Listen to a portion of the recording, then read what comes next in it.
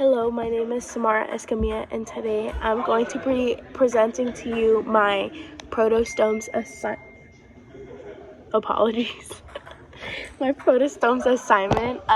We're going to be looking at Planaria today, and this slide you can see the Planaria. He's a little flatworm. He has like two little fins and then two eyes. So Planaria is both the common and the scientific name, so there's really no difference. So this is our little table of contents. We're going to be going through 5 topics today, and then we have our citations at the end. The first topic is the habitat of the Planaria, so where does it live? The Planaria are typically found in freshwater rivers, streams, and ponds, and they most of the time live under like different things in the shallow areas of the freshwater bodies. So this could be like things like rocks or leaves, or sometimes they can even live in aquatic vegetation such as different forms of algae. Next we will be talking about the Planarian food.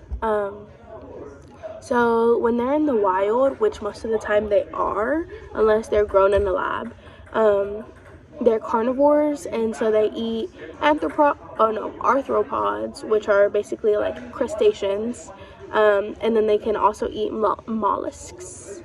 So this would mean that they prey on the arthropods and the mollusks.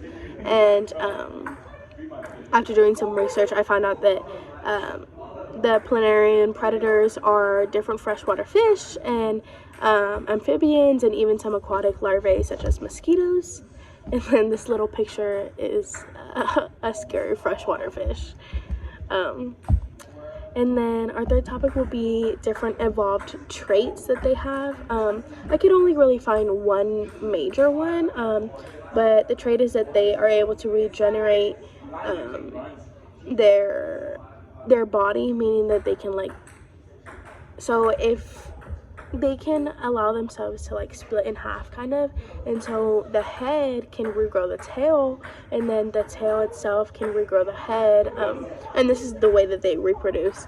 And so the picture here you can see they decapitate the body, and then after 7 days you can see the tail growing into a little point at the top, and then after 10 days you can see the little white area, which I believe is like the brain matter, and then after 14 days you can see the fully formed Planaria. The fourth topic will be the tree of life, so basically like the phylogenetic trees. And so there's 3 different kinds of Planaria. There's brown, black, and white. The brown and black are very similar, they're just different species. So the brown has the Tigrina, and the black is the Dorotosiphala. I don't know how to say that. But other than that, they all have the same kingdom, which is Animalia. They all have the same phylum, which is Platyhelminths. They all have the same class, which is Turbellaria. The same order, Tricladidae. The same family, Planaridae. The same genus. I've given up on saying the names. You can read them. And then the white Planaria, you can see that it's very similar to them, but it has a different genus. The brown and black have Dugicea genus, but the white one has Proctyla, and then it also has a different family. But yeah, so that's the different phylogenetic trees. And then lastly, we'll be talking about the importance of Planaria in our ecosystem. And so they can be very important to us because they are very great bioindicators, meaning that if the pollution levels in their water environment are very high, we will know it because they won't be able to reproduce.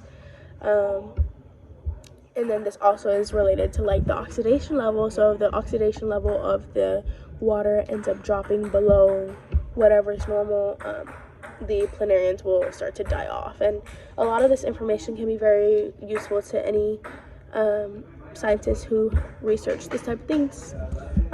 Yeah, and then our last 2 slides are just the citations, but that's all. Thank you.